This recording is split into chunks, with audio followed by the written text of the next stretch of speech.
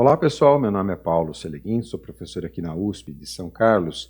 Mais um vídeo tutorial e o assunto de hoje, modelagem e simulação numérica de um ciclo de Brighton com regeneração interna de calor. Vamos lá, esses são tutoriais que eu estou gravando aqui para os cursos de simulação e otimização de sistemas térmicos, para as turmas aqui de mecânica e mecatrônica.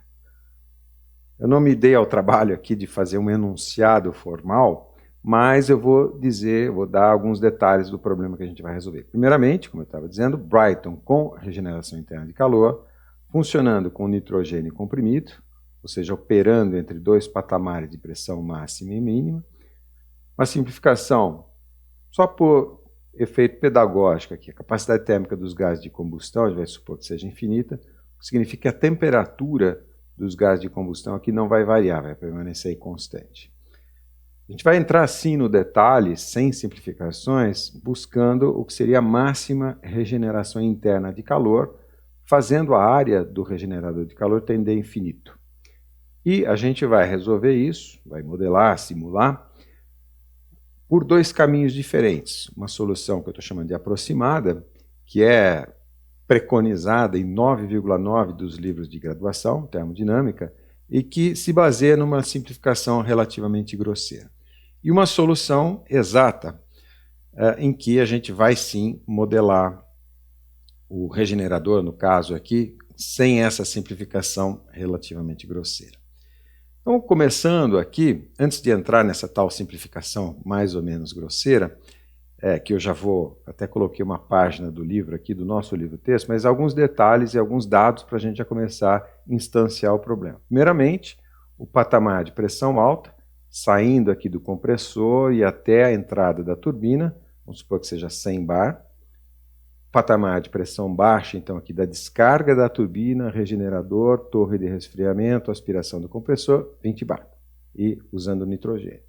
Lembrando, a gente vai estudar a área, fazer a área variar ao infinito, depois que a gente tiver construído as equações governantes. E aquela história, né, da capacidade térmica dos gases de combustão ser infinito significa que os gases aqui não vão variar a temperatura. A gente produz aqui, o combustível queima na caldeira, produz gases a alta temperatura e como eles têm capacidade infinita, a sua temperatura não varia. Isso por simplicidade, para a gente focar naquilo que interessa. Qual é a simplificação que eu estou falando? É justamente o regenerador de calor aqui. Porque a ideia é que os gases de combustão, né, aquecem o fluido de trabalho, no caso o nitrogênio, a 750 graus, eles se expandem na turbina, gerando trabalho, e aqui, como vocês sabem, no ciclo de Brighton, significa que ele ainda vai ter bastante temperatura, portanto, passível de pré-aquecer o nitrogênio antes de entrar na caldeira através desse trocador regenerativo. Então essa é a ideia, isso a gente elabora bastante nas aulas teóricas, de ciclos com regeneração interna de calor. O ciclo de Stirling, por exemplo, também é um. A simplificação que eu estou mencionando se refere justamente aos estados termodinâmicos aqui no regenerador de calor, mesmo para a área não infinita, né? Mas qual é a simplificação? A ideia, até coloquei aqui uma página, ou a página do nosso livro-texto, o Sengel e Bullis, em que ele fala disso. Então, a ideia é o seguinte, a temperatura na saída, que é esse 2,5, essa numeração que está aqui, eu vou até marcar ali com a minha canetinha. Então, 2, vamos lá, acompanha comigo, 2 é a saída do compressor, então o 2 seria aqui, e depois na saída do regenerador o 5 aqui, depois a saída, a exaustão da turbina seria o 4 e em seguida o ponto 6 aqui na saída do regenerador. Então essa numeração se refere a essa figura do livro, e um alerta, né? Não é a numeração que eu vou seguir nessa aula aqui, mas é só para poder comparar. Então a temperatura em 2 aqui, na verdade, a gente já conhece a priori, compressão isentrópica, por exemplo. A temperatura a gente conhece, 4 aqui a gente conhece a priori, expansão isentrópica na turbina. Então as temperaturas que sobram para serem calculadas, 5 e 6. Supondo, então, que a área seja infinita e que as capacidades térmicas do fluido, no caso o nitrogênio, aqui de 4 a 6, seja igual à capacidade térmica de 2 a 5, Então, os ΔT são os mesmos, quando a área tende a infinito, então, resultado dessa temperatura 6, esse ponto 6 aqui vem e se iguala ao ponto 2, e o ponto 5 se iguala, aqui no caso, ao ponto 5'. Ele até, no caso aqui, esse autor, define até uma espécie de efetividade da regeneração, que é basicamente a regeneração real dividido pela regeneração máxima, que a gente calcula aqui a partir dos Hs reais e Hs possíveis dentro de hipóteses. Eu já vou explicar melhor. Mas, como eu disse, essa é uma simplificação relativamente grosseira, ela vai levar a problemas e eu vou mostrar isso em detalhes logo em seguida. Então, vamos lá aos detalhes e vamos explicar em que circunstância essa simplificação pode ser verdadeira. Passo 0 da análise termodinâmica, definir uma nomenclatura. Então, por favor, esqueça a numeração do slide anterior. 1, para mim, eu gosto, é sempre o ponto de menor energia. Então, o nitrogênio saindo ali da torre de resfriamento, ponto 1. Ponto 1 aqui no diagrama de equilíbrio. Comprime isentropicamente até o patamar de pressão alta. Então, essa isobárica aqui, 5, 6, 1, é 20 bar. A isobárica 2, 3, 4, 100 bar, conforme nosso amigo Mãozinha ali está indicando.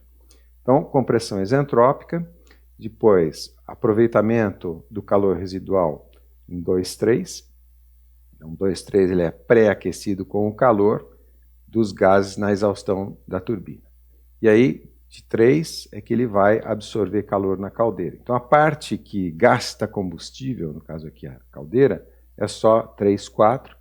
É menor do que aquecer diretamente de 2 até 4, por isso que gasta menos combustível, portanto, ciclo mais eficiente.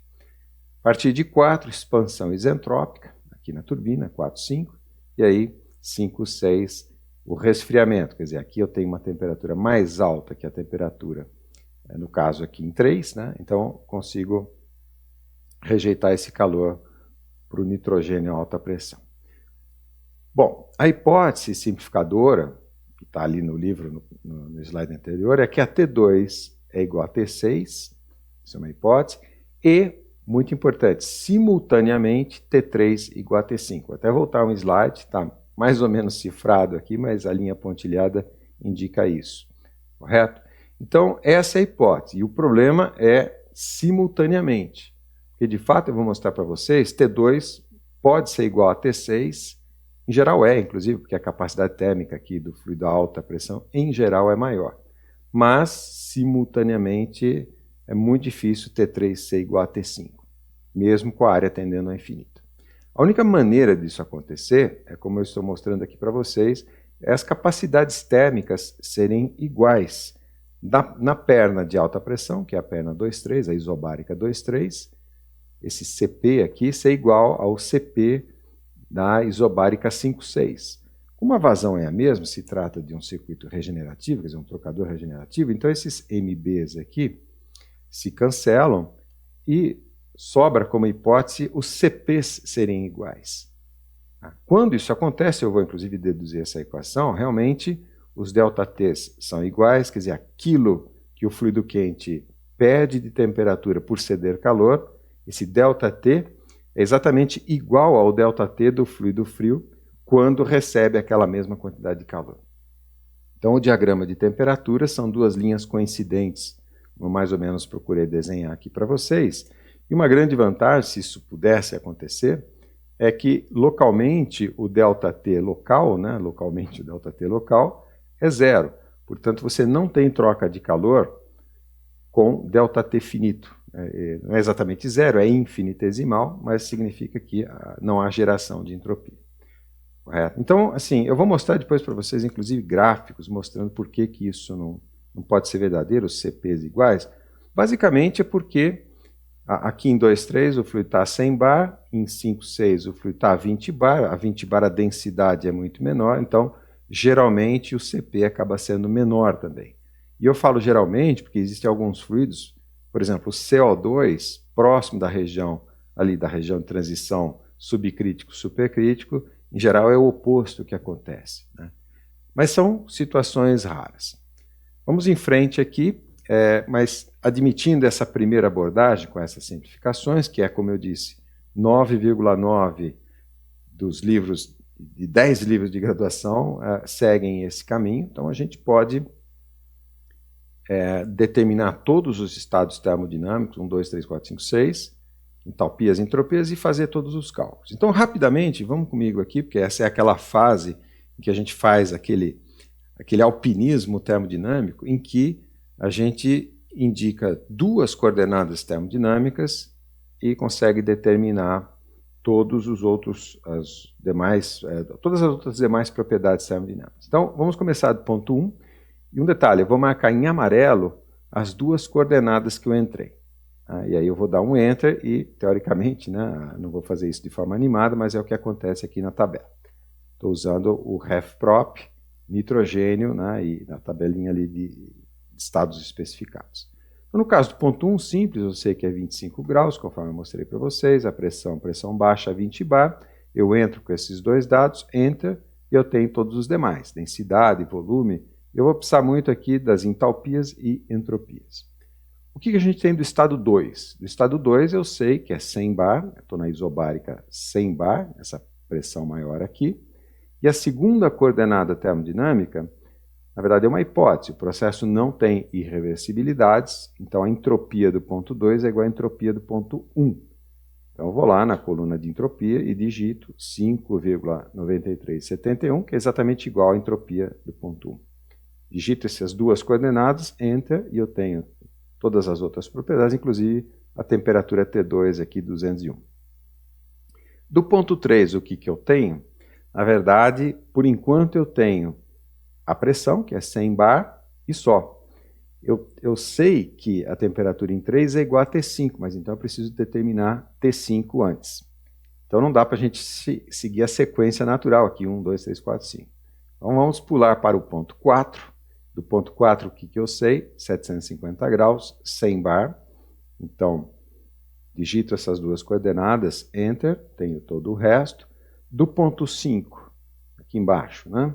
Eu tenho que a pressão é a pressão mínima, 20 bar, e, supostamente, a expansão é isentrópica, então eu vou dizer que a entropia do ponto 5 é igual à entropia do ponto 4, portanto, ali o 6,8021. Então eu tenho as duas coordenadas e agora eu tenho a temperatura T5, que é o 396,62. Então agora eu posso voltar ali no ponto 3, porque eu vou impor essa condição, que T5 igual a T3. Então vamos lá, o ponto 3, a pressão 100 bar e a temperatura a mesma do ponto 5, 396,62, e aí determinei todos os outros estados. Por fim, o ponto 6, eu sei que a pressão é 20 e a temperatura é igual a T2. E a T2, inclusive, eu já tinha calculado, que é o 201,39, 201,39.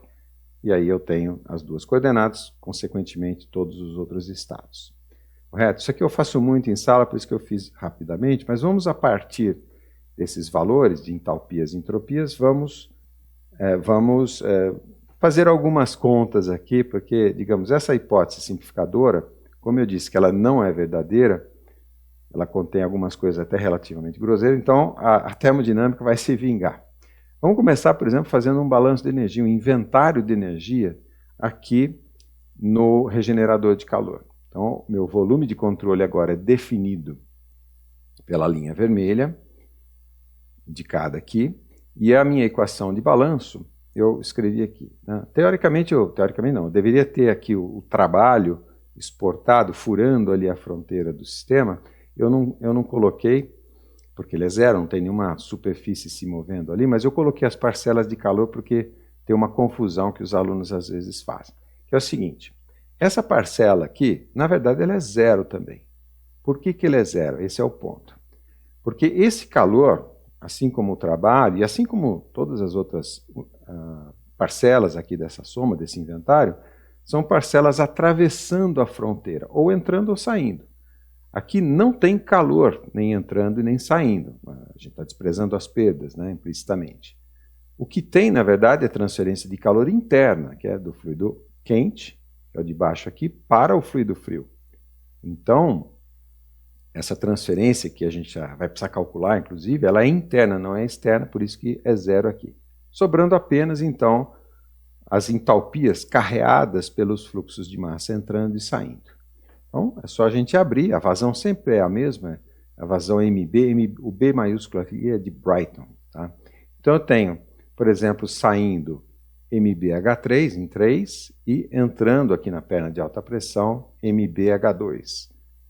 Mesma coisa aqui na perna de baixa pressão, então saindo MbH6 e entrando MbH5, saindo em 6 aqui, entrando em 5. Então quando a gente pega os valores de entalpia, já que o Mb aqui dá para cancelar, né? Quando a gente pega aqui os valores de entalpia e substitui, eu tenho o quê? Os valores aqui, e quando a gente faz a conta, eu sei que esse balanço ele não dá zero, ele dá 8,17.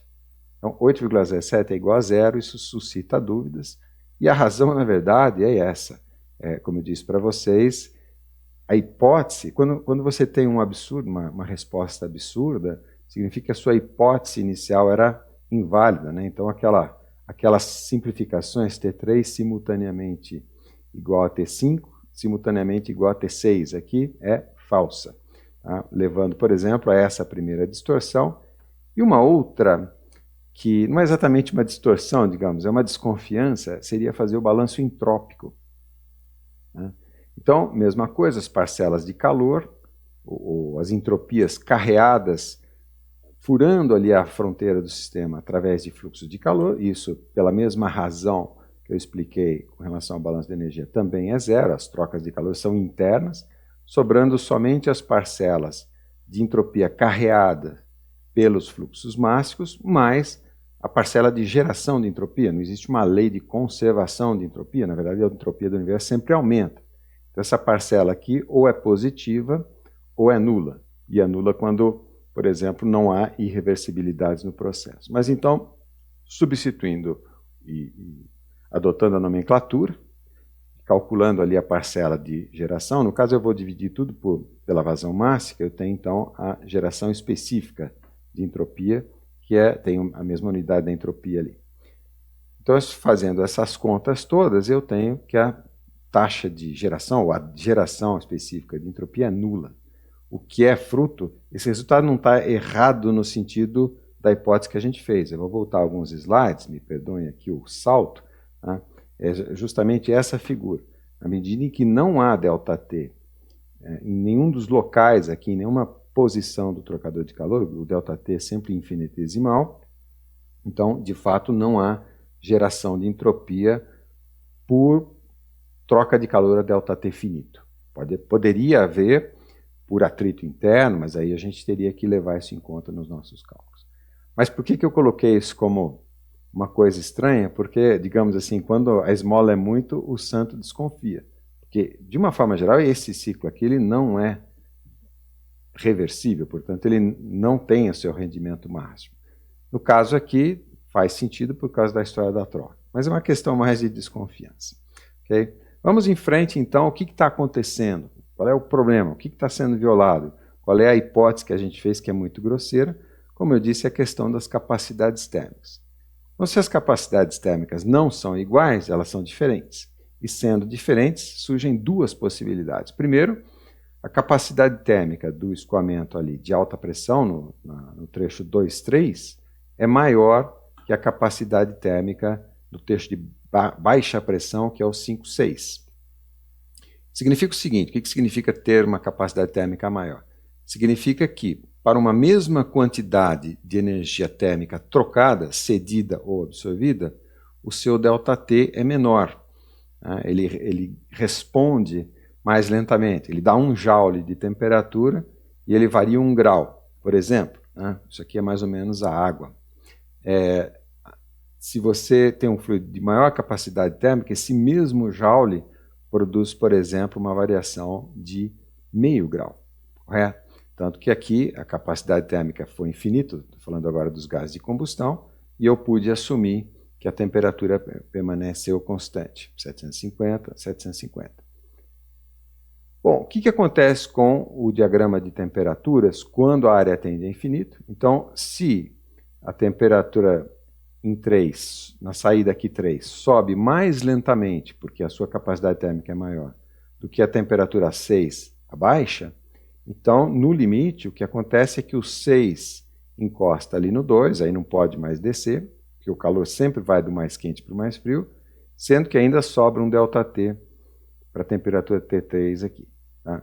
A situação inversa, que como eu disse, é menos comum, mas existem fluidos em que isso acontece, quer dizer, o fluido de maior, o fluido a menor pressão tem maior capacidade térmica, o CO2 perto da região crítica é um exemplo. Nesse caso, então, é a temperatura 3 que aumenta mais rapidamente do que a temperatura 6 diminui. Então, no limite, é o 3 que encosta no 5. E esse ΔT residual aqui é que garante que a temperatura média, digamos assim, de troca de calor não seja nula. E se a temperatura não é nula, quer dizer, a temperatura média de troca não é nula, há geração de entropia.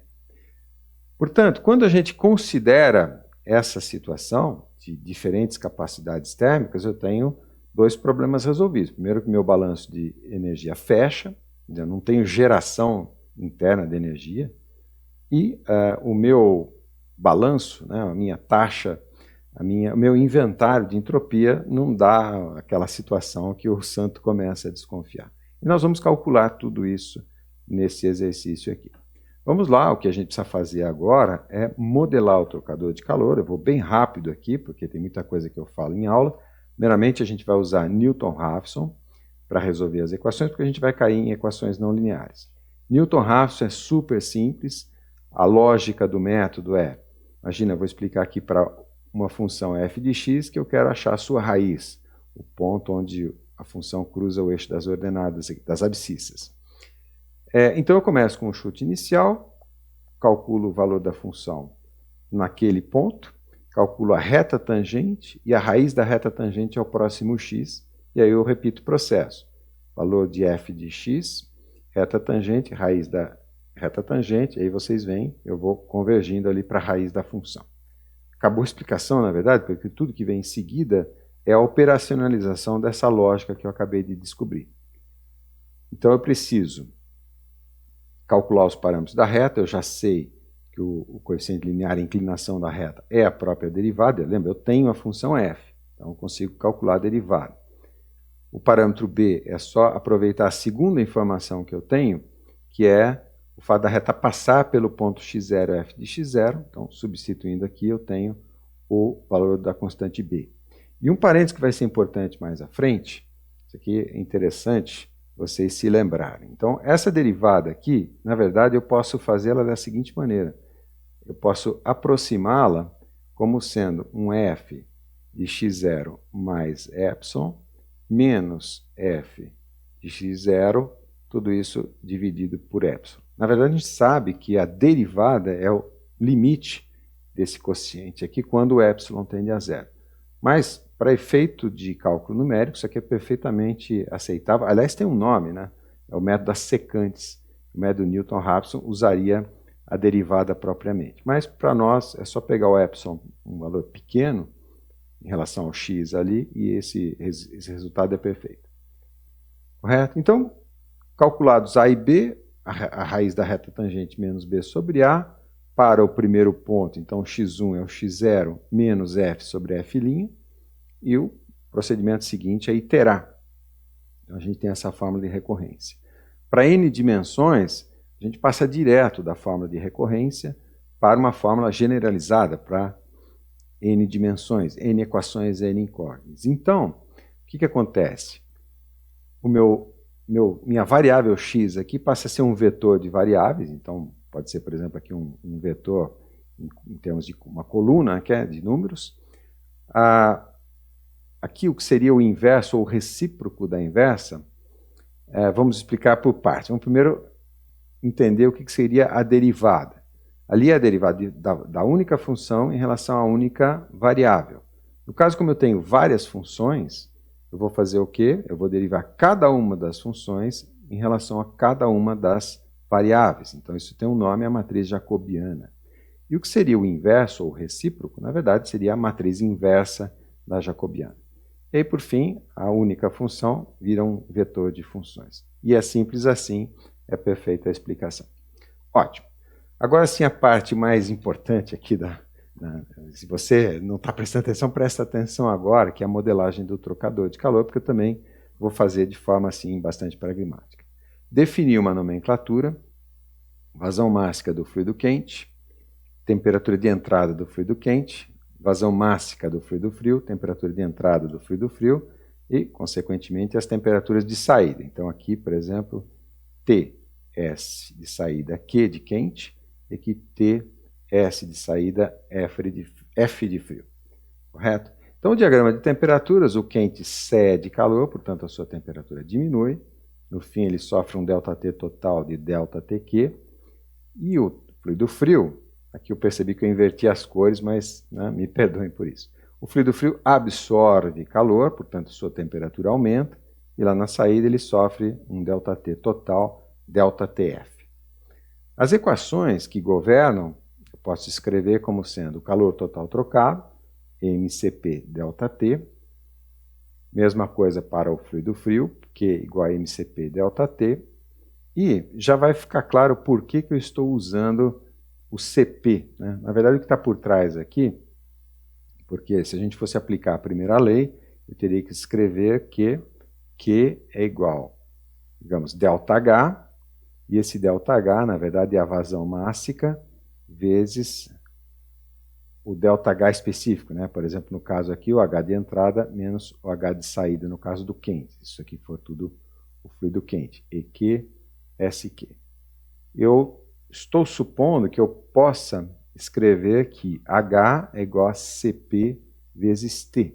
De fato, eu posso fazer isso em algumas circunstâncias, mas eu vou mostrar também gráficos até quando que eu posso fazer isso. No caso, eu estou usando aqui essa nomenclatura, vai ficar claro daqui a pouco, eu quero chegar numa relação com vocês dos ΔTs, o ΔT frio em relação ao ΔT quente ali, correto? Então, aguenta aí que já vai ficar claro.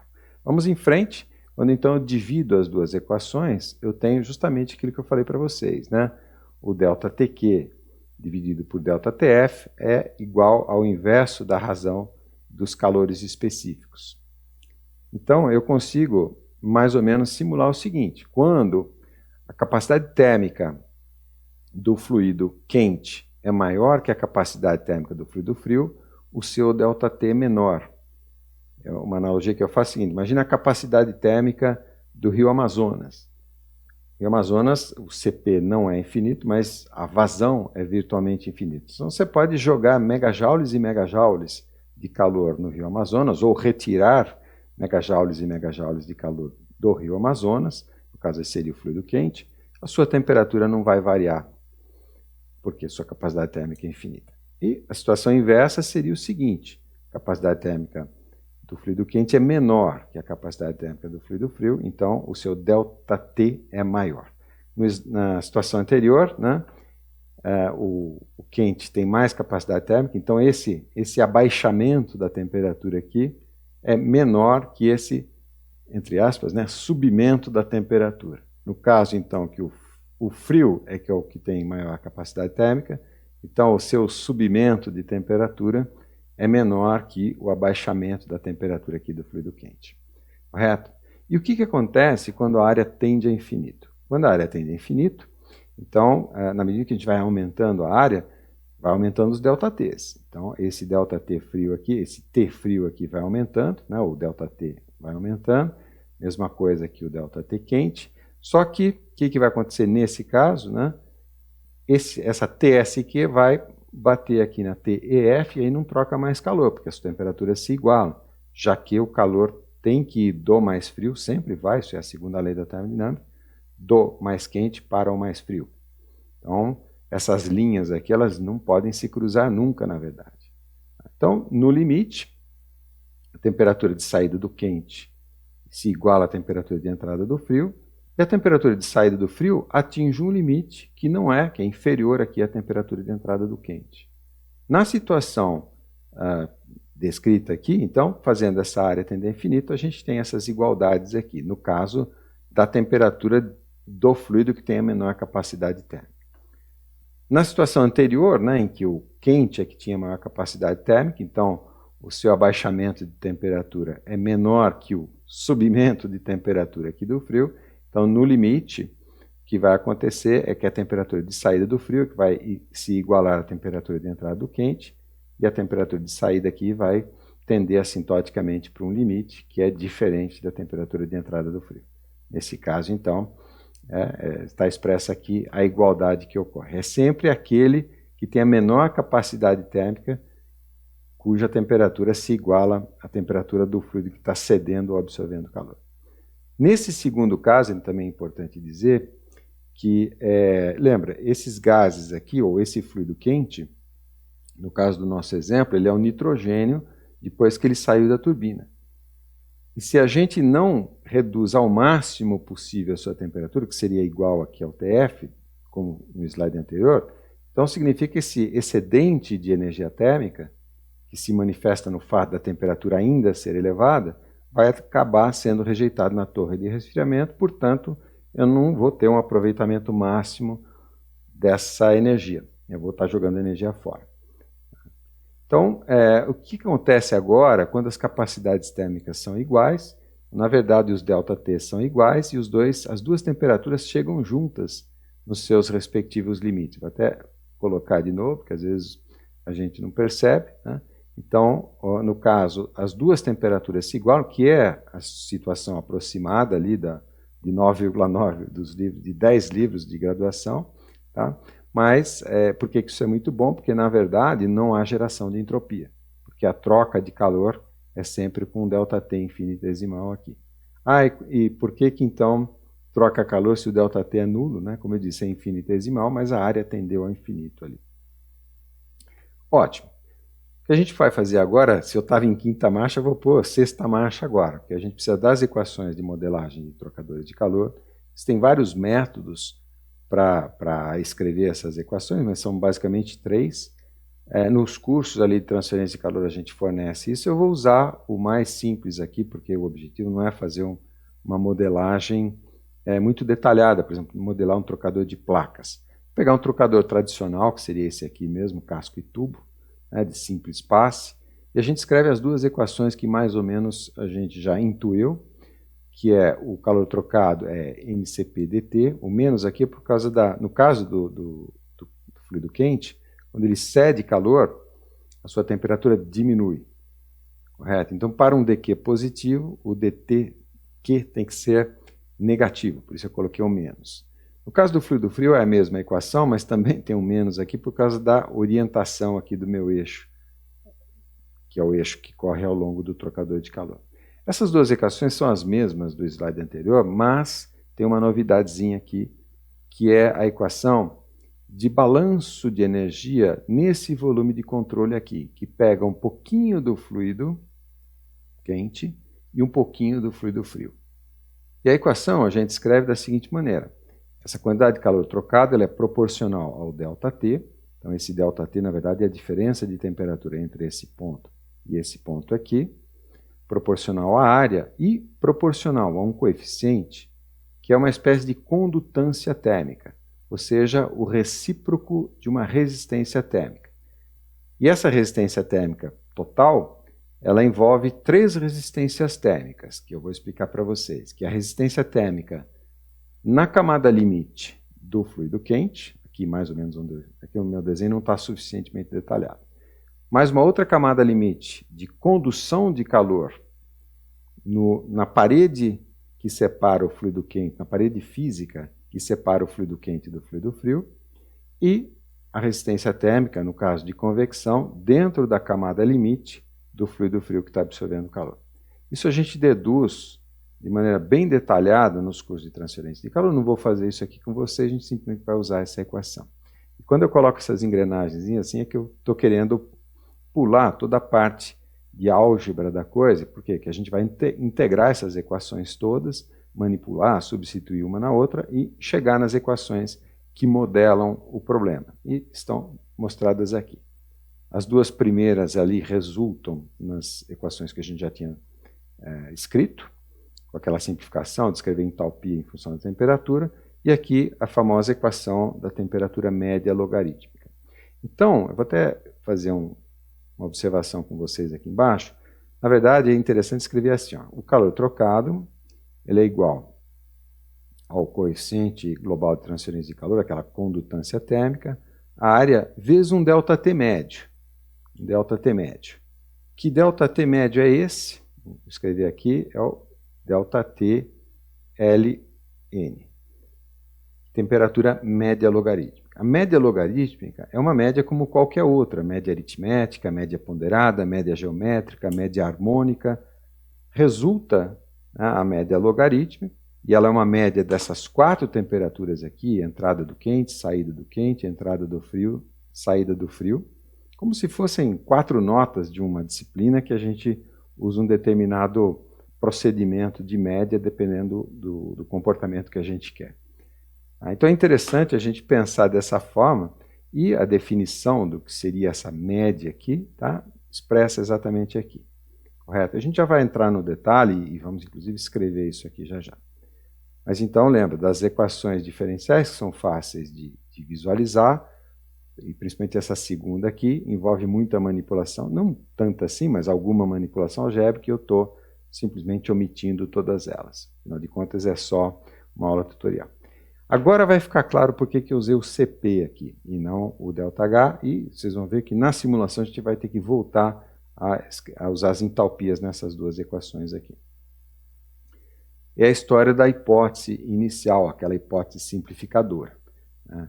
Eu coloquei aqui alguns gráficos para 2 fluidos, para o ar e para o N2, do CP em função da temperatura e de diferentes pressões. E de fato dá para ver, por exemplo, no caso nosso aqui, que é nitrogênio, a temperatura de trabalho ali em torno de 400, 300 graus, 200, então estamos mais ou menos nessa região, e dá para ver que o CP varia bastante, entre, digamos, 20 bar e 100 bar, varia bastante. Então a hipótese é bastante forçada aqui no caso do nitrogênio. Devia ter posto o CO2 aqui, porque ele tem uns comportamentos anômalos, mas eu tenho uma aula que eu falo exatamente do CO2 aqui. Mas entendem que tem várias coisas interessantes nesses 2 gráficos aqui. Primeiro que, na região em que a gente está trabalhando, de fato a hipótese é grosseira, mas alguém pode argumentar, por outro lado, aumentando a temperatura, as curvas ali de CP vão convergindo. E é verdade, elas, no limite elas vão virar um patamar, lembra a hipótese de gás perfeito, é que o CP é constante. Então, para altas temperaturas, de fato a gente poderia considerar o CP constante. Por que não considera? Porque, por exemplo, a 3.000 graus, digamos que a gente está equacionando isso aqui para funcionar a 3.000 graus, o que acontece é que o N2 começa a reagir com o oxigênio do ar. Então forma monóxido e dióxido de nitrogênio. Então, de qualquer forma, o equacionamento nosso tem que prever essa equação ou essa reação química a altas temperaturas, e aí é outro jogo de futebol, como se diz em inglês, né? Correto? É por isso que a gente não vai muito além aqui de 1.000, 1.500 graus quando faz essa análise termodinâmica sem considerar as reações químicas que podem surgir. Em frente, vamos agora começar a formatar o problema. Essas são as nossas equações governantes. Eu gosto de escrevê-las dessa maneira, principalmente essa última aqui, porque é como eu penso, né? O calor trocado é UA, a condutância, vezes a temperatura média, logarítmica no caso. Inclusive a gente vai mapear essa temperatura média logarítmica em função do aumento da área de transferência de calor aqui no regenerador, tá? E as 2 equações iniciais, repara que eu já voltei à forma canônica, ou seja, usando ali as entalpias, e não estou mais usando CP, o CP eu só usei para fazer aquela explicação ali para vocês e explicar por que a hipótese é boa ou não é boa.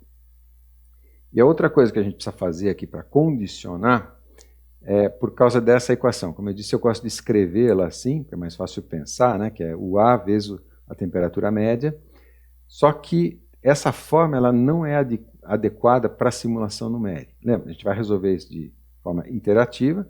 As temperaturas incógnitas aqui, que são o T3 e o T6, vão flutuar, vão variar iterativamente, e pode acontecer do argumento da função ln ficar negativo.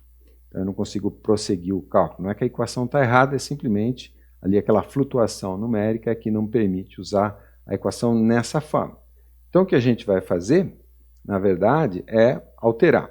As duas primeiras, eu já estou explicitando aqui, que, por exemplo, aqui no caso, né, que o H3 depende da temperatura T3, porque a minha incógnita é, na verdade, a temperatura, não a entalpia.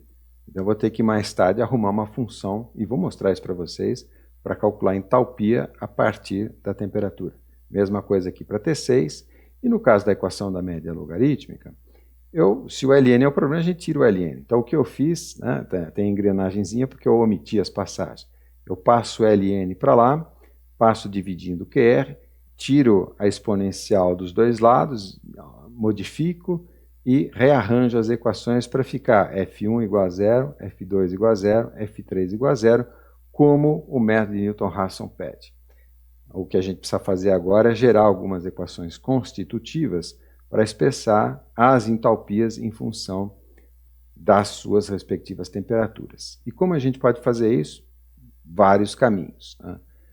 Eu vou usar nesse tutorial funções prontas de uma biblioteca proprietária do RefProp. Eu gosto muito de usar o RefProp, essa tabela aqui acho que foi gerada no RefProp. Eu gosto muito de usar porque tem a versão gratuita e estudantil. Então, eu posso distribuir isso para os alunos sem problemas, né? E uma das coisas que a gente pode fazer é justamente gerar dados aqui. Eu já vou mostrar isso para vocês. Eu vou fazer isso até numa planilha daqui a pouco. Mas eu só queria dizer o seguinte. Uma das vantagens do RefProp é que ele vem, a versão paga, né? Ele vem com bibliotecas interfaceáveis. Então, por exemplo, ele vem com uma biblioteca que eu posso interfacear do Excel, uma biblioteca Visual Basic, que eu vou lá de dentro da planilha Excel e chamo as funções, por exemplo, para calcular entalpia. Ele tem também, se eu não me engano, bibliotecas para Fortran, para C, eu já usei ele em C, e se eu não me engano, para MATLAB. Acho que é isso, estou puxando aqui pela memória, né? Mas então, eu vou usar no tutorial a forma mais simples, porque o objetivo aqui não é a parte de representação, né? Não é a parte de como construir essas funções, são um outro capítulo aqui da termodinâmica, mas eu quero mostrar rapidamente para vocês, porque é muito fácil. Eu posso fazer isso no RefProp. Aliás, o RefProp tem, e existem outros sites para vocês calcularem essas tabelas de propriedades termodinâmicas. Você pode importar numa planilha, por exemplo, e fazer o ajuste de funções representativas. Por que que é relativamente fácil? Porque do H3 e do H6 a gente já tem um dado pronto, que é 100 bar. Então, não importa onde esse ponto 3 esteja, um pouco para cima, um pouco para baixo, sempre vai ser a pressão de 100 bar. Então, a gente gera dados, a pressão constante 100 bar, tá? E tenho aqui as entalpias e eu posso, por exemplo, ajustar uma reta, né, expressando essas entalpias. A mesma coisa aqui para o H6, que depende de T6. Vamos fazer isso. Eu vou só fechar minha câmera aqui para ter mais espaço ali na planilha e eu vou mostrar isso para vocês, inclusive duas maneiras diferentes de fazer. Abrir uma planilha em branco para a gente fazer esse cálculo. Aqui no Excel é muito fácil, mas obviamente pode ser feito em várias outras plataformas. Coloquei aqui do lado também o diagrama de equilíbrio com aquelas simplificações. As temperaturas são iguais, aqui T2 igual a T6, T3 igual a T5, só para a gente ter uma ideia da região onde a gente vai modelar as entalpias nessas linhas isobáricas. Eu estou aqui com o RefProp aberto, eu vou usar o RefProp para gerar dados. Então vamos, por exemplo, gerar aqui a entalpia do ponto 3. A gente não sabe a temperatura, mas sabe duas coisas. Primeiro, a pressão é a pressão máxima de 100 bar e a temperatura, alguma coisa aqui em torno de 396 graus. Vamos arredondar para 400 graus. Então, o que eu vou fazer? Eu vou gerar entalpias, a pressão constante igual a 100 bar, em torno de 400 graus. Então vamos lá no RefProp. Estou com o RefProp aberto aqui. Primeira coisa é lembrar, né? Tá dióxido de carbono, então escolher o fluido de trabalho, que no caso então é nitrogênio. E tem várias maneiras de fazer isso aqui. Eu posso, por exemplo, gerar uma tabela de propriedades constantes, isoproperty tables, que é o que eu estou precisando. Então eu vou manter constante a pressão, vou variar a temperatura. Então a pressão eu vou dizer que é em torno ou fixado em 100 bar, e a temperatura, lembra, isso aqui vai variar em torno de 400. Então, eu vou pegar de 350 a 450, já está mais do que o suficiente, e de 10 em 10 eu passo ali. Então, ok, ele gera para mim. Então, vou copiar esses dados todos aqui, e o que me interessa, no caso aqui, é só a coluna de temperatura e a coluna de entalpia. Ctrl C, volto ali para o Excel, então vamos lá. Aqui a primeira coluna é a temperatura, tudo a 100 bar, tá vendo? A segunda aqui é 100 bar. E a coluna de entalpia é a coluna E aqui, é só para ter certeza, é só a gente ver o valor ali, por exemplo. Primeiro valor, 653, 18, 64. Então, 653, 18, 64. Tá? Então, eu vou selecionar essas duas colunas aqui e vou fazer um gráfico. Então, inserir um gráfico de pontos aqui, e no caso, visualmente a gente já começa a intuir que é uma reta praticamente. Mas eu posso, por exemplo, adicionar a linha de tendência, eu escolho o tipo de linha, então linear, mas para saber se a aproximação é de boa qualidade, eu vou pedir para ele exibir a equação e também o valor do r², que é o erro. O r² deu 1, correto? Então, a aproximação é perfeita no caso. Então, é muito fácil fazer assim, é possível fazer através de um gráfico, é possível usar funções específicas para calcular aqui a inclinação. E o intercept, essa palavra intercept, acho que vale a pena até eu fazer aqui para mostrar para vocês, porque às vezes em português o Excel traduz os nomes das funções em português e acaba ficando complicado. Então aqui, por exemplo, eu vou pôr a inclinação, que seria, digamos, o A da reta e o B da reta, o coeficiente linear da reta e o coeficiente, o ponto onde intercepta o eixo vertical. Então, aqui eu vou usar, por exemplo, a função inclinação. Então, ele pede os valores de y, que no caso, então, são as entalpias, e os valores de x, no caso, as temperaturas em graus Celsius. A hora que eu fechar aqui, ele já vai me dar o 1,1140, tá vendo? 1,1140, que é o primeiro número ali. Vou até acho que aumentar um pouquinho para vocês visualizarem mais facilmente. E agora, o curioso ali, que seria o 263, que é o ponto onde a reta cruza o eixo vertical. Em inglês é intercept, e a gente fala muito assim mesmo em português, intercept. Em Excel, se eu não me engano, é intercepção, exatamente, é um nome esquisito, intercepção. E a mesma coisa, os valores de y, que são as entalpias, ponto e vírgula, os valores de x, que são as temperaturas. Enter, e é o 263,14, arredondado aqui para duas casas depois da vírgula. Correto? Como eu estou vendo ali que o R igual a 1, tanto faz eu usar essa reta de aproximação só para a isobárica de 100 bar, ou na hora de montar ali a planilha completa, eu vou usar, na verdade, funções prontas do Excel. Na verdade, funções do RefProp interfaceadas através do Visual Basic do Excel. Correto? Então, eu vou fazer assim. Então, vou voltar agora para a apresentação e a gente continua, e eu quis só dar uma palavra com relação ao uso de bibliotecas prontas proprietárias, como é o caso do RefProp, ou abertas, ou online, né? O próprio RefProp, que é do NIST, tem a geração, essa mesma tabela que eu gerei aqui, você pode gerar online no próprio site do NIST, copiar os valores e fazer essas aproximações aqui. Certo? Então, vamos voltar ali à apresentação e continuar o desenvolvimento do problema. Então, feitas essas aproximações, não importa muito o caminho que a gente siga, no caso aqui, inclusive, é perfeitamente, né, o R² deu 1, então essa aproximação é perfeita, é porque são altas temperaturas, na verdade. Não importa muito. O que a gente vai fazer agora é construir a planilha. Eu tenho uma planilha pronta aqui que eu uso em aula, só que agora a gente vai construir juntos essa planilha a partir do zero. E só para explicar um pouquinho por que tem o Wolverine, né? Essa aula, essa parte, essa modelagem, ela vem de uma outra aula ali do curso de termodinâmica, e eu faço as comparações dos resultados que a gente obtém com uma abordagem ou com outra, com mais ou menos simplificações. Aí é o Wolverine, que é o caso desse resultado aqui. Depois, se eu não me engano, eu tenho lá o Rambo, tem algumas comparações que eu faço. Tá? Então, de novo, eu vou desligar a câmera e vou montar do zero a planilha aqui. Eu já tenho a planilha pronta, que é a planilha que eu uso em aula. Qualquer coisa, se eu me perder, eu volto aqui. Então, eu tenho aqui uma planilha em branco. Eu vou fazer o seguinte, eu vou colocar aqui as equações que a gente vai simular, deixa aqui do lado, já já a gente vai usar essas equações, esse daqui eu peguei lá dos slides. E eu tenho também já uma planilha pronta, que foi a planilha que eu usei na preparação da aula.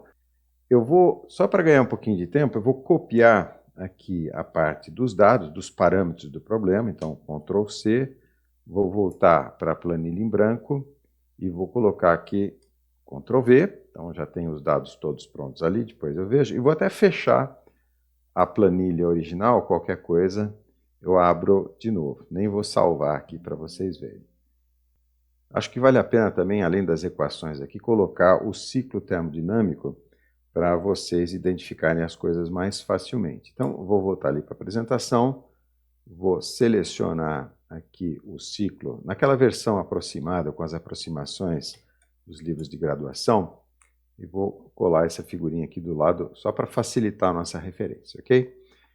Então vamos lá, a gente vai trabalhar com nitrogênio, aqui eu havia mudado, só para demonstrar, nitrogen. Os nossos parâmetros, então vamos lá, a pressão P1, que seria essa perna aqui de pressão baixa, pressão mínima, 20 bar, temperatura ambiente 25 graus, e aqui eu já calculo as variáveis termodinâmicas de interesse com relação ao ponto 1, ali, ao estado termodinâmico 1. Então, eu estou usando funções embutidas, aqui funções do RefProp, mas eu mostrei para vocês como construir as nossas próprias, e de fato tem várias soluções para isso. Então, eu estou calculando ali, no caso, a entalpia do fluido de trabalho, que é o nitrogênio, está na célula B1. PT, aqui segundo a sintaxe, eu vou definir o estado termodinâmico em função da pressão e da temperatura. O C significa unidades do SI com graus Celsius, e aí vem a pressão e a temperatura. A temperatura em graus Celsius é o B3, que é o 25 graus, e o B2 sobre 10, que seria a pressão sobre 10, para passar para megapascal, porque essa é a unidade do SI. Okay? Só para explicar para vocês. Então, com relação ao estado 1, que eu já tenho todos os dados, eu tenho pressão e temperatura, então eu calculei aqui entalpia e entropia.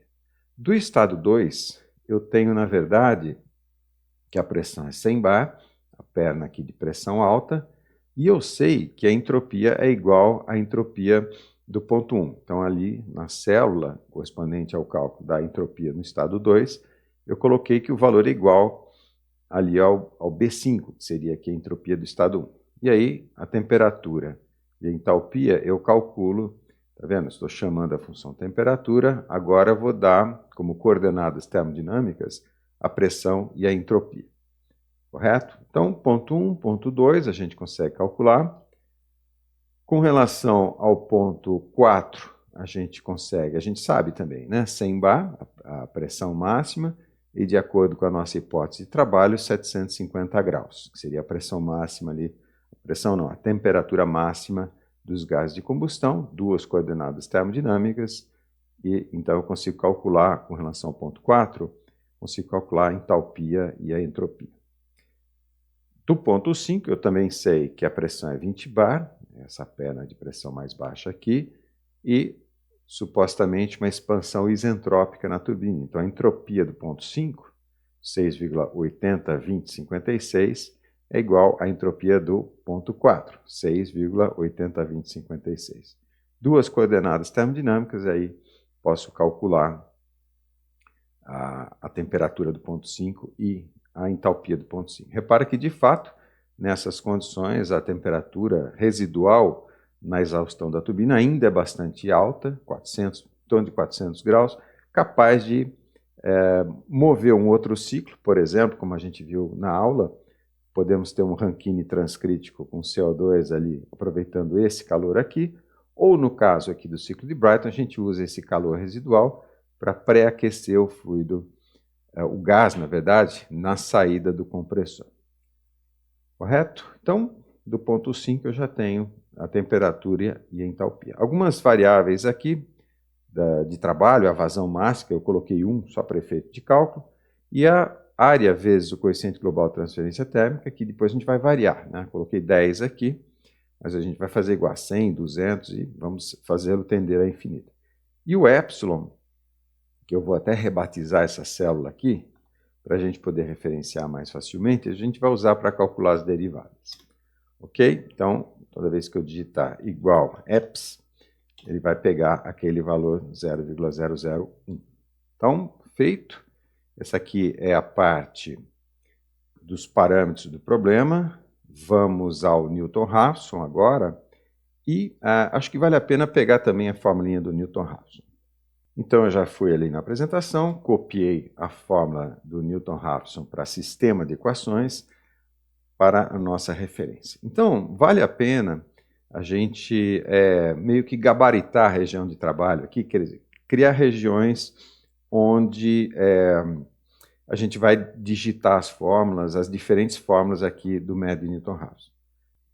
Então, vale a pena a gente colocar a formatação. Vou voltar na planilha pronta, a planilha debugada, minha planilha gabarito, e vou copiar aqui a partir da célula E2, Ctrl C. Na verdade, eu estou interessado só na formatação, aqui, só para ganhar um pouquinho de tempo para vocês. Então, a gente vem aqui, Ctrl V.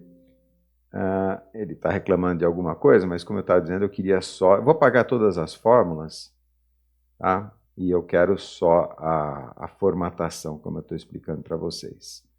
Então, vamos lá, eu estou apagando tudo. Vou até fechar a planilha para não ter perigo de fazer alguma confusão. Não vou salvar e pronto, estamos lá. Vou dar um pouquinho de zoom para facilitar. Então, como é que vai funcionar? Eu tenho aqui, segundo o método, segundo eu venho explicando para vocês, um chute inicial, ou na verdade a solução a ser refinada, que é o xk. O xk aqui é esse vetorzinho com as nossas 3 variáveis. O calor trocado, a temperatura T3 e a temperatura T6. Então, esse vetorzinho que eu coloquei em azul ali vai ser esse vetor x.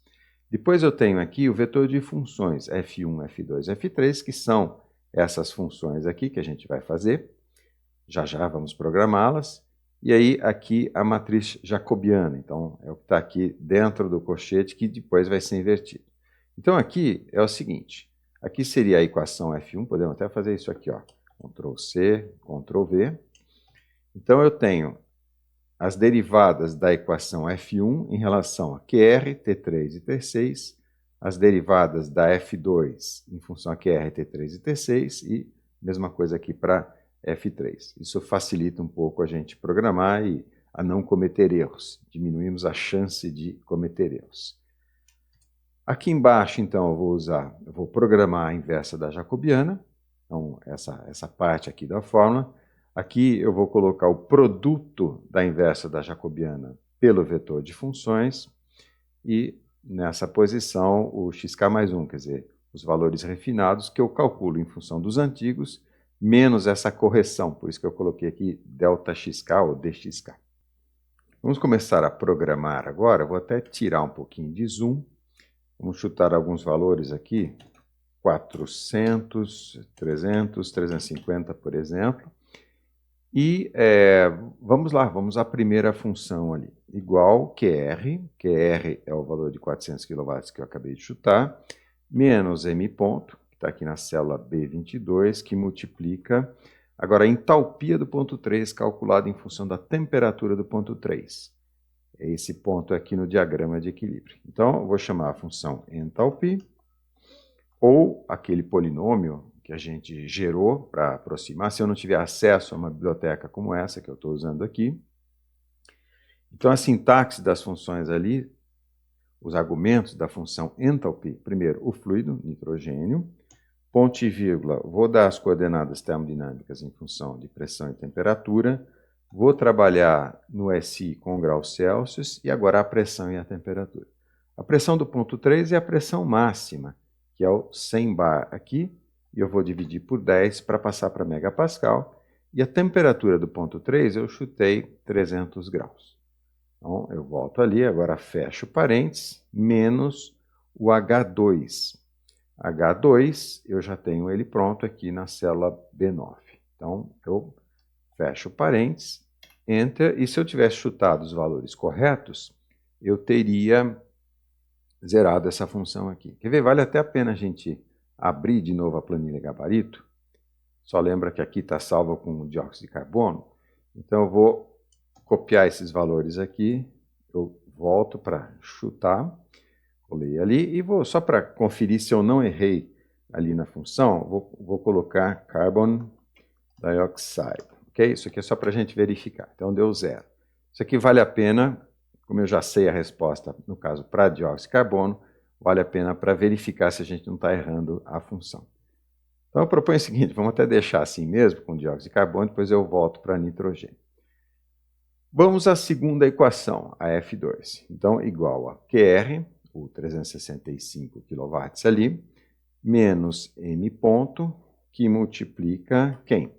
H5 menos H6. H5 eu tenho, então está aqui na célula B19, menos, agora sim, eu tenho que calcular o H6 em função da T6. Eu estou nesse ponto aqui no diagrama de equilíbrio.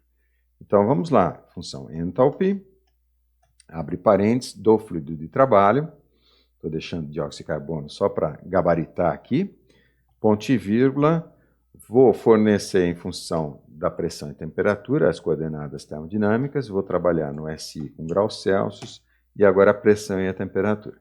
A pressão do ponto 6 é essa perna aqui de pressão mínima, que são os 20 bares, que eu vou dividir depois por 10 para passar para megapascal. Ponto e vírgula. A T6 eu havia chutado aqui 186 graus. Correto? Então, fecha um parênteses, fecha mais um, e se está tudo certo, se eu não errei na digitação aqui, vai dar 0 na função como de fato deu. Agora, a mais, digamos, a mais complexa aqui, com mais probabilidade de errar, mas vamos com calma e vocês me acompanhem aqui, se eu errar, dá um apito. Então, T5 menos T3. T5 eu tenho aqui o 518 graus, menos T3. T3 é o meu chute ali, 471.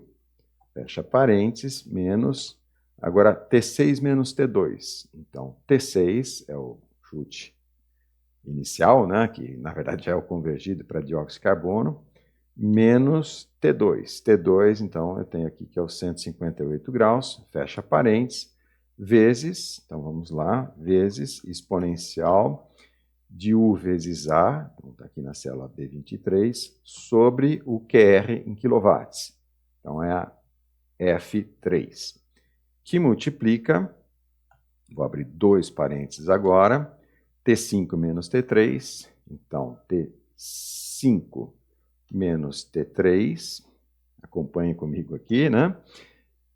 Menos T6 menos T2, então T6 menos T2, ali os 158 graus. Então vamos lá, vamos fechar todos os parênteses direitinho. 1, 2 e agora da exponencial 3. Então, de novo, se eu não errei, quando eu der Enter aqui vai dar 0 e de fato está dando 0. Correto? Então, com isso eu sei que as minhas funções estão programadas corretamente e essa é a parte mais importante, porque depois aqui na hora de calcular as derivadas, acaba que a gente faz mais Ctrl+C, Ctrl+V do que outra coisa. Então, vamos voltar ali para dióxido de carbono, não, para nitrogênio, nitrogen, correto? E aí não dá 0, porque justamente esses valores eram para dióxido de carbono. E eu vou agora programar a matriz jacobiana, que é a derivada de cada função em relação a cada uma das variáveis do problema. Eu só vou fechar aqui a nossa planilha gabarito, só para ter certeza de que não tem nenhum dado vindo por trás aqui, e vamos lá. E acho que vale a pena a gente renomear essa célula, a gente já fez isso, o epsilon. Então, ótimo, acompanha comigo. Eu gosto de programar aqui usando uma espécie de gabarito para minimizar um pouco as chances de erro de digitação. Então, vamos ao gabarito, igual abre, abre, fecha, menos abre, fecha, fecha, sobre epsilon.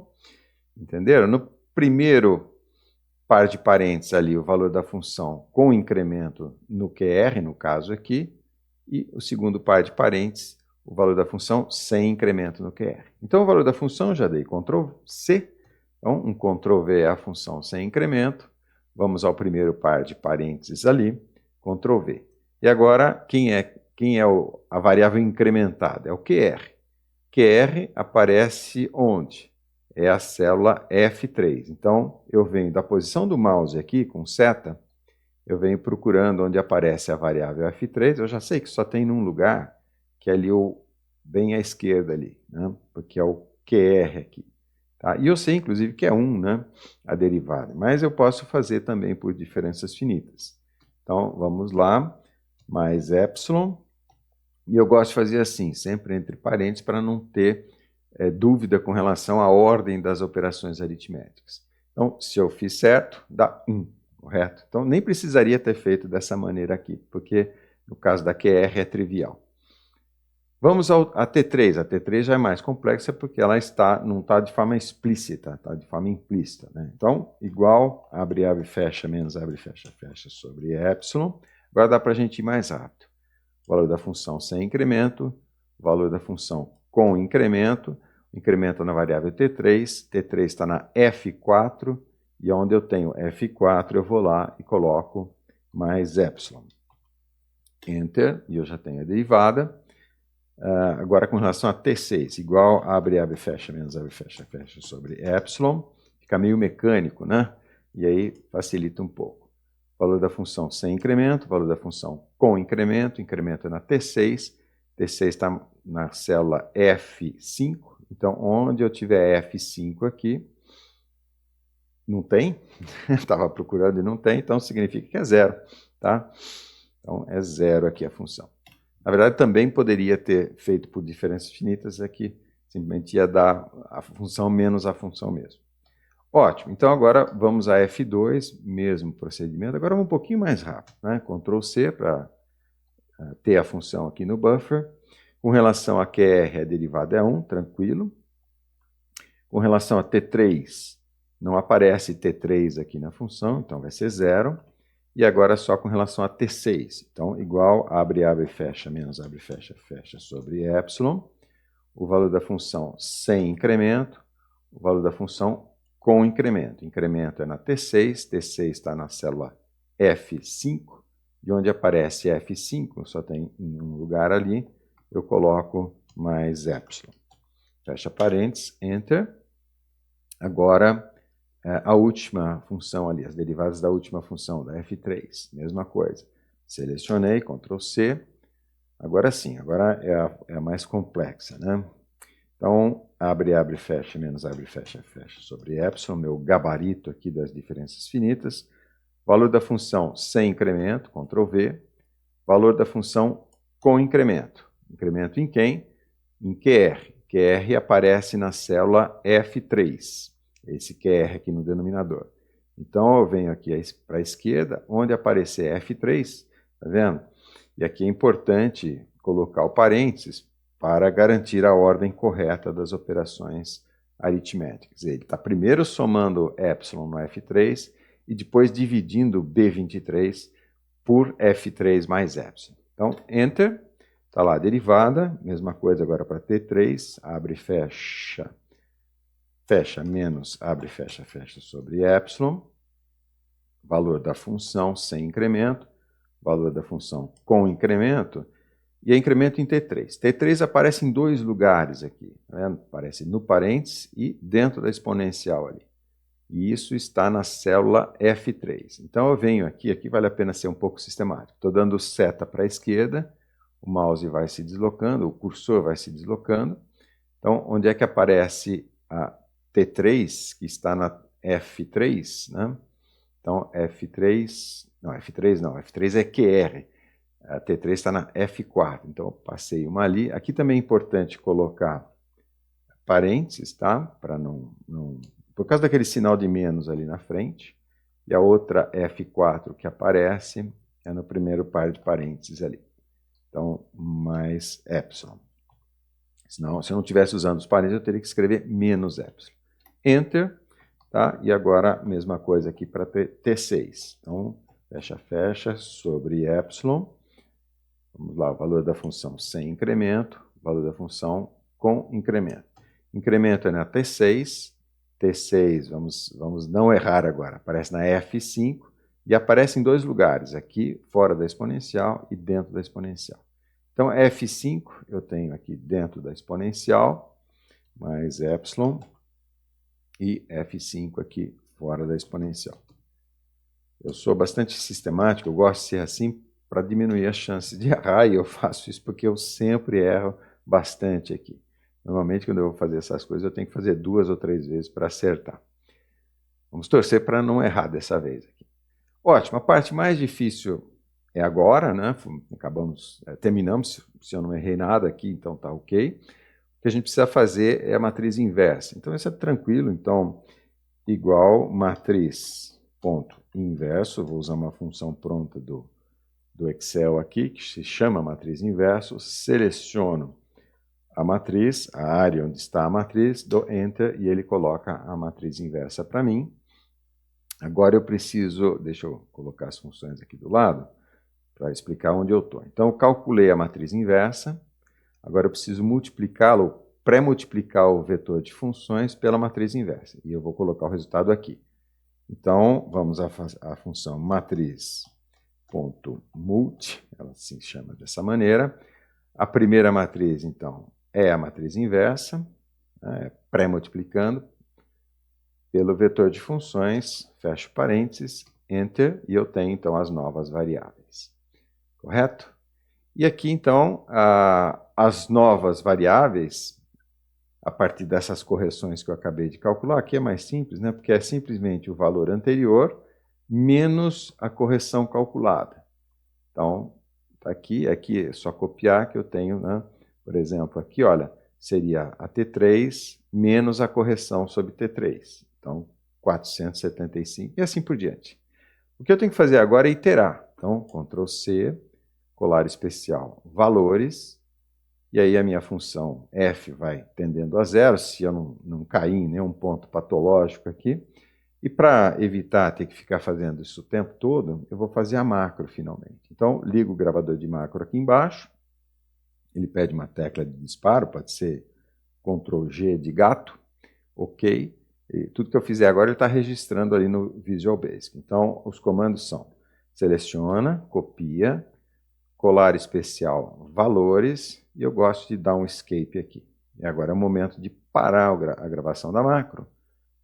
E agora, cada vez que eu der Ctrl G, ele faz a iteração e, de fato, a minha função vai tendendo a zero. Entenderam? Então, é simples. Desde que a gente seja um pouco atento e sistemático e não errar, porque quando a gente erra uma dessas formulinhas, às vezes é difícil de debugar, porque é difícil achar o erro. Normalmente o caminho para achar esse erro é fazer as contas tudo de novo em uma outra planilha, ou de forma independente, ou fazer às vezes à mão mesmo. Então só falta eu fazer uma coisinha antes da gente voltar para a apresentação, que é analisar a influência da área de transferência de calor. Ou seja, na nossa modelagem aqui eu vou fazer esse UA tender a infinito e verificar o efeito nas temperaturas. Sobretudo aqui T3 em relação a T5 e T2 em relação a T6. Então vamos fazer até aqui uma espécie de gabarito para facilitar. T2 eu vou comparar com T6. Então T2 para mim aparece aqui na célula B8 e T6, o valor convergido, obviamente, vou pegar esse último valor aqui. Então, eles estão próximos, mas como a área é pequena ainda, relativamente pequena, então tem uma diferença significativa. O outro par de temperaturas que eu quero comparar é T5 e T3. Então, T3 aqui em cima e T5. Então, T3 eu tenho o valor convergido aqui na F9 e a T5, que eu já tinha a priori, está aqui na célula B18. Então, o que nós vamos fazer agora é aumentar a área, correto? Então, de 10 vou passar, por exemplo, para 50, vamos ver o que acontece. E tá vendo que eu mexi na área, eu não tenho mais o equilíbrio, quer dizer, todas as funções zeradas. Então, Ctrl G, vários Ctrl Gs, converge e diminuiu. Não sei se vocês perceberam, diminuiu um pouquinho aqui a diferença. Então, 50, vamos para 100. Só um parênteses aqui, às vezes a gente faz uma alteração muito grande, e aí esse chute inicial fica muito fora. Quer dizer, o valor convergido do UA anterior pode ser um chute inicial para o próximo valor de UA, e isso pode estar muito longe, isso que eu quero dizer. E aí, então, a questão de você acertar um pouco o seu chute inicial. Mas, mudei para 100, aqui eu desbalanceei as minhas Fs, quer dizer, não sou mais zero, mas eu Ctrl G, tá? E eu tenho, então, repara que já está se aproximando relativamente. Então, vamos para 300, Ctrl G, vamos para 500, Ctrl G várias vezes, ali para zerar. E repara que, de fato, a T2 tende sim para T6, 3703, 3703, porém a T3 não tende para T5. Vai ter sempre uma diferença, isso é por causa daquela situação de diferentes capacidades térmicas, que era uma hipótese que não era verdadeira, né? Uma hipótese daquela simplificação ali dos livros que não é verdadeira. Então tem sempre aqui alguns graus de diferença, e como eu falei, não é verdadeira essa hipótese, mas a diferença também não é muito significativa, a ponto, por exemplo, de você ter grandes diferenças nos calores trocados aqui, que é importante, por exemplo, para o projeto. Ok? Então eu vou voltar para a apresentação e vamos analisar um pouco o gráfico. Na verdade, eu preparei um gráfico das temperaturas todas aqui, como elas estão variando em função do U vezes A, e aí a gente termina o exercício aqui. De volta aqui na apresentação, tudo que a gente precisa fazer é analisar um pouco o resultado, no caso aqui o gráfico, e eu estou gerando dois gráficos, na verdade, tudo para economizar um pouquinho de espaço. Então vamos explicar o gráfico aqui. Eu tenho a área, na verdade, variando, né? U vezes A variando, de 0, bom, 0 não, mas 10, 20, 1000, 1200, e eu tenho duas variáveis sendo calculadas. Primeiro, a geração de entropia, e o ΔTLN. O ΔTLN é a média aritmética, ou melhor, média logarítmica dessas quatro temperaturas aqui, que são as quatro temperaturas envolvidas no trocador regenerativo. E algumas coisas interessantes começam a acontecer, começam a aparecer. Tá? Só um detalhe, né? Em laranja é a média logarítmica, aqui na coordenada aqui à direita, e em azul, os pontinhos em azul são as gerações de entropia para diferentes coeficientes UA aqui. Então, a primeira observação interessante é que, de fato, conforme a gente aumenta a área, vai diminuindo a geração de entropia, portanto, o processo vai ficando mais eficiente. Eu estou gerando menos entropia, portanto, o meu ciclo como um todo, eu posso até dizer isso, né? Meu ciclo como um todo vai ficando mais eficiente. Mas tem uma coisa interessante, ela chega num patamar aqui, quer dizer, a geração de entropia chega num patamar, depois não desce mais. Por que isso está acontecendo? Porque, de fato, quando a área tende ao infinito, a T2, ou melhor dizendo, a T6 se iguala a T2, mas a T3 nunca vai ser igual a T5, por causa das capacidades térmicas. Então, do ponto de vista de projeto, olha só que interessante, não vale a pena fazer um trocador com esse parâmetro UA maior do que 1000. Na verdade, chegando em 200 aqui já está bom. Tá? Por quê? Porque aqui o ganho é muito pequeno. Tá? Na verdade, já alcançou o patamar aqui praticamente. E isso, lembra, isso tem a ver com o tamanho do trocador de calor, portanto, com relação ao custo desse trocador de calor. Então, é interessante, é muito interessante a gente olhar esse gráfico para ver o real tamanho que eu vou dimensionar, já que infinito mesmo não dá para fazer e nem vale a pena fazer. O outro gráfico, que seria aqui os pontos em laranja, é da ΔTLN e explica mais ou menos, o comportamento é o mesmo, a única diferença é que o patamar tende a ser alcançado mais tardiamente. Agora, então pergunta, é o 200 aqui que corresponde ao patamar da geração de entropia, ou, digamos, o 1000 aqui, que corresponderia ao patamar da ΔTLN. Pergunta retórica, não tenho ninguém aqui para responder, né? Mas o fato é que é a de geração de entropia. Porque essa é a geração de entropia que tem a ver com a eficiência global do processo. A ΔTLN é só uma média das quatro temperaturas. Então, eu não preciso que a T6 seja igual a T2 com 5 casas depois da vírgula. Realmente eu posso admitir que o T6 está um pouquinho acima, o T3 um pouquinho abaixo, e ainda assim eu vou ter a mesma geração de entropia, portanto a mesma eficiência limite dentro aí de um custo limitado, digamos assim, não infinito. Ok? Então é isso. Espero que vocês tenham aproveitado. Qualquer coisa entre em contato, pode ser por e-mail, pode ser por comentários ali no vídeo. E a gente se encontra aqui no próximo tutorial. Até mais então, pessoal.